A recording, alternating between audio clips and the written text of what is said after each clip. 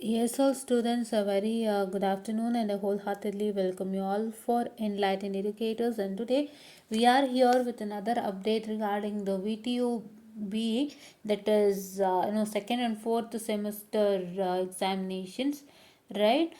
So second and fourth semದು already time ಟೇಬಲನ್ನು ಕೊಟ್ಟಿದ್ರು, ಅಂದರೆ ಅಕಾಡೆಮಿಕ್ ಕ್ಯಾಲೆಂಡ್ರನ್ನು ಕೊಟ್ಟಿದ್ರು. But but still it is like they have schedule ಮಾಡಿದ್ದಾರೆ, ಅಂದರೆ ಮತ್ತೊಮ್ಮೆ ರಿವೈಸ್ ಮಾಡಿದ್ದಾರೆ. So what is that, let see it. And starting with the second semester B tech, the commencement of the semester ಬ classes 24 to 2026. So last working day ಏನು ಮಾಡಿದ್ದಾರೆ, 15/6 ಇಟ್ಟಿದ್ದಾರೆ last working ಡೇನ. Mostly ನಿಮಗೆ 6th ಮಂತಲ್ಲೇ ಮುಗಿಯೋ ಥರನೇ exam ಹಾಕಿದ್ರು ಅನಿಸುತ್ತೆ, but ಈಗ 15/6ಗೇನೋ last working day move ಆಗಿದೆ. And theory examination is from 16/6 to 8/7 2026, and practical examination ಬಂದು 9/7 to 21/7 2026, and commencement of next semesters 22/7 2026. ಇದೇ ರೀತಿ ಬಿ ಪ್ಲಾನಿಗೆ, ಬಿ ಡಿಸೈನ್ಗೆ, ಬಿ ಎಸ್ ಸಿಗೆ, ಬಿ ಬಿ ಎಗೆ and fourth semester B tech ಕೊಟ್ಟಿದ್ದಾರೆ. ನೋಡೋಣ ಬನ್ನಿ, ಇದಕ್ಕೆ ಕೊಟ್ಟಿದ್ದಾರೆ ಸೆಕೆಂಡ್ ಸೆಮ್ ಕ್ಯಾಟಗರಿಲಿ. Can just take it out. And fourth sem B tech is coming out to be 23 to 2026 ಅಂತ ಸ್ಟಾರ್ಟ್ ಆಗಿರೋದು. 15/6ಗೆ ಸೇಮ್ ಡೇಟ್ಸ್ ಇದೆ, 15/6 2026. ಥಿಯರಿ ಬಂದು 16/6ಇಂದ 8/7ವರೆಗೂ, ಪ್ರಾಕ್ಟಿಕಲ್ ಬಂದು 9ಇಂದ 21ವರೆಗೂ. ಸೊ 22/7ಇಂದ ನೆಕ್ಸ್ಟ್ ಸೆಮ್ ಸ್ಟಾರ್ಟ್ ಆಗುತ್ತೆ. ಸೊ ಇದೇ ಥರ ಫೋರ್ತ್ ಸೆಮ್ಮಲ್ಲಿ B architecture, B plan, B design and B S ಸಿಗೆ ಕೊಟ್ಟಿದ್ದಾರೆ. ಸೊ ಆದಷ್ಟು ಬೇಗ ನೀವು ಏನು ಮಾಡಬೇಕಾಗುತ್ತೆಪ್ಪ ಅಂತ ಹೇಳಿದ್ರೆ, have to just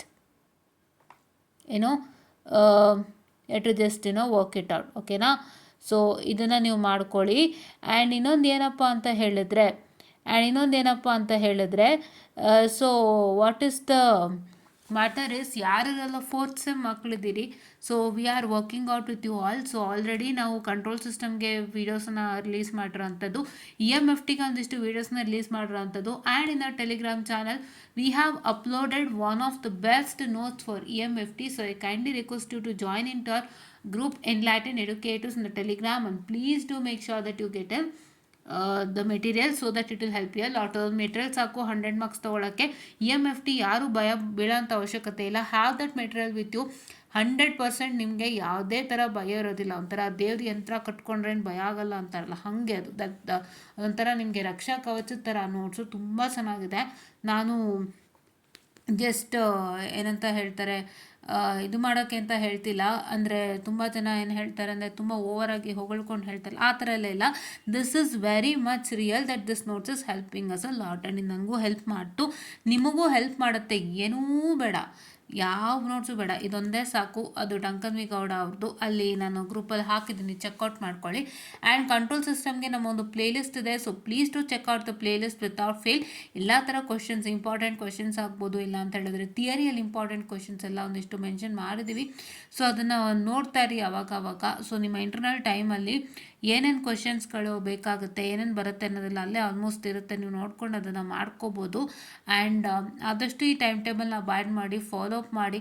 and exam ಅಷ್ಟರಲ್ಲಿ ನೀವು ನೀಟಾಗಿ ಪ್ರಿಪರೇಷನನ್ನು ಮಾಡ್ಕೊಳ್ಳಿ ಅಂತ ಹೇಳ್ತಾ, so I just one of the sessional students. And third sem revaluation update ಇನ್ನೂ ಬಂದಿಲ್ಲ ನಾನು ನೋಡ್ದಂಗೆ.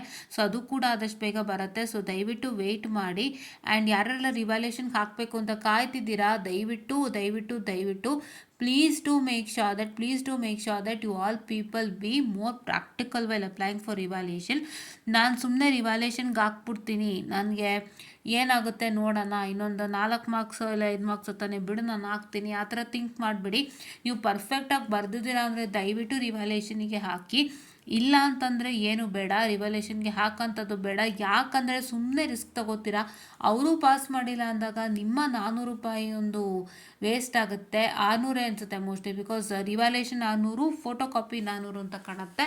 ಸೊ ಒಂದು 600 ರೂಪಾಯಿ ನಿಮಗೆ ವೇಸ್ಟ್ ಆಗುತ್ತೆ. ಯಾಕೆ ಹಾಳು ಮಾಡ್ಕೋತೀರಾ? VTUದು ಕತೆ ಎಲ್ಲರಿಗೂ ಗೊತ್ತಲ್ವಾ. ಸೊ ಹಾಗಾಗಿ ದಯವಿಟ್ಟು ಅರ್ಥ ಮಾಡಿಕೊಂಡು please to avoid by the things. Okay, ಇದಿಷ್ಟು ಇವತ್ತಿನ ಮ್ಯಾಟರ್ ಆಗಿತ್ತು. ಸೊ ಏನಕ್ಕೆ ನಾವು ಇದನ್ನು ಫಸ್ಟೇ ತಿಳಿಸ್ಬಿಟ್ವಿ ಅಂದರೆ ತುಂಬ ಜನಕ್ಕೆ ಮಿಸ್ಲೀಡ್ಸ್ ಆಗ್ತಾನೆ ಇರುತ್ತೆ. ಏನಂತ, ಏನೊಂದು 4 ಮಾರ್ಕ್ಸ್ ತಾನೇ ಬಿಡು, ರಿವ್ಯಾಲ್ಯೂಯೇಷನ್ಗೆ ಹಾಕೇನಿಲ್ಲ ಅಂತಾರೆ. ಬಟ್ ದಟ್ ಇಸ್ ಅದು ನೀವು ತುಂಬ ಪ್ರಾಕ್ಟಿಕಲಾಗಿ ಯೋಚನೆ ಮಾಡಿದರೆ ನೀವು ಹೇಗೆ ಬರ್ತಿದ್ರೆ ಅದ್ರ ಮೇಲೆ ಅವ್ರು ಮಾರ್ಕ್ಸ್ ಕೊಡೋದು. ಈಗ ಏನಾಗಿದೆ ಅಂದರೆ V T valuation process is getting too much worse ಅಂತ ನಾನು ಹೇಳ್ಬೋದು. ಯಾಕೆಂದರೆ ನಾನು ಕಣ್ಣಾರೆ ನೋಡೋಕ್ಕಿಂತ ನಿಜಕ್ಕೆ ನಂಗೆ ತುಂಬ ಜನನೂ ಮೆಸೇಜ್ ಮಾಡ್ತಿರ್ತಾರೆ, ಮ್ಯಾಮ್ ನಾವು ಚೆನ್ನಾಗಿ ಬರೆದವ್ರು ನಮಗೆ ಕೊಟ್ಟಿಲ್ಲ, ಯಾರೋ ಸ್ಟೋರಿ ಬರೆದು ಹೇಗೋ ಬರೆದಿಟ್ಟವ್ರು ಕೊಟ್ಟಿದ್ದಾರೆ ಅಂತ. ಎಷ್ಟೋ ಮಕ್ಕಳು ನನಗೆ ಅದು ಹೇಳ್ತಿದ್ದಾರೆ. ಇವಾಗ ಏನು ನಂಬಿಕೆ ಇದೆ ನಿಮ್ಮ ಹತ್ರ? You don't have any belief ಅಲ್ವಾ? ಎಷ್ಟೋ ಜನ ಶ್ರಮ ಆಗ್ತವ್ರಿಗೆ ಸಿಗ್ತಿಲ್ಲ, ಯಾರ್ಯಾರಿಗೂ ಸಿಗ್ತಿದೆ ಅಂದರೆ ಯಾವ ಮಟ್ಟದ ಬಿಲೀಫು ಅಂಥದ್ರಲ್ಲಿ ವಿ ಟಿ ಯು ನಿಮಗೆ ಪ್ರಾಪರ್ ವ್ಯಾಲ್ಯೂಯೇಷನ್ ಮಾಡುತ್ತೆ ಅನ್ನೋಂಥ ಒಂದು ನಂಬಿಕೆ ನೀವು ಇಡ್ಬೋದಾ? ಖಂಡಿತ ಇಲ್ಲ. ಒಂದು 70% ನೀವು ಇಡೋಕ್ಕೆ ಆಗಲ್ಲ. ಒಂದು 30-20% ಇಟ್ಟರು ಇನ್ನು 70% ಡೌಟೇ. ಸೊ ಹಾಗಾಗಿ ನೀವು ಯೋಚನೆ ಮಾಡಿ ಹಾಕಿ ರಿವ್ಯಾಲ್ಯೂಯೇಷನ್ಗೆ. Don't just waste your amount. Luck ಎಲ್ಲ ಟೈಮು ವರ್ಕೌಟ್ ಆಗಲ್ಲ. ಲಕ್ ಮೇಲೆ ಹೋಗಿ ದುಡ್ಡನ್ನು ಹಾಳು ಮಾಡ್ಕೋಬೇಡಿ. ಫೈನ್, ಎಲ್ಲ ಟೈಮು ಲಕ್ ವರ್ಕೌಟ್ ಆಗಲ್ಲ. ನೀವೇ ಯೋಚನೆ ಮಾಡಿ ಡಿಸಿಷನ್ ಮಾಡಿ. ಏನಿದ್ರು ನೆಕ್ಸ್ಟ್ ಟೈಮು ಎಕ್ಸಾಮ್ಸ್ ಎಲ್ಲ ಚೆನ್ನಾಗಿ ಮಾಡ್ಕೊಂಡು ಹೋಗಿ, ಆಯಿತಾ? ಏನಿಲ್ಲ, ರಿವ್ಯಾಲ್ಯೂಯೇಷನ್ ಬಂದಿದ ತಕ್ಷಣ ಇನ್ಫಾರ್ಮ್ ಮಾಡ್ತೀನಿ. ಆ್ಯಂಡ್ ಥರ್ಡ್ ಸೆಮ್ದು ಇಫ್ ಇನ್ ಕೇಸ್ ಏನಾದರೂ ಬಂದಿದ್ದರೆ ವಿ ಟಿ ಯು ಇದರಲ್ಲಿ ಸಿಂಕಲ್ಲಿ ಏನಾದರೂ ಸ್ಕೀಮ್ ಆಫ್ ವ್ಯಾಲ್ಯೂಯೇಷನ್ ಬಂದಿದ್ದರೆ ಅದನ್ನು ಕೂಡ ನಾನು ಇವತ್ತೇನಾದ್ರು ಬಂದಿದ್ದರೆ ಚೆಕ್ ಮಾಡಿ ಇನ್ ಡೀಟೇಲ್ ಡಿಸ್ಕಸ್ ಮಾಡೋಣ. ಎಲ್ಲಿ ಏನೇನು ಕೇಳಿದರು, ಏನೇನು ಮಾಡಿದ್ದಾರೆ, ನೀವು ಏನೇನು ಮಿಸ್ ಔಟ್ ಮಾಡಿದರೆ ಹೆಂಗೆ ಮಾರ್ಕ್ಸ್ ಕೊಡ್ತಾರೆ ಕೊಡಲ್ಲ, ಎಲ್ಲ ಡೀಟೇಲಾಗಿ ಡಿಸ್ಕಸ್ ಮಾಡ್ತೀನಿ. ಸೊ ದಟ್ ನೀವು ಇದನ್ನು ಅರ್ಥ ಮಾಡಿಕೊಂಡ್ರೆ ಈಗ ರಿವ್ಯಾಲ್ಯೂಯೇಷನ್ಗೆ ಹಾಕೋಕ್ಕೆ ಸುಲಭ. ಓಕೆನಾ? So this was all for today ಅಂತ ಹೇಳ್ತಾ thank you so much all.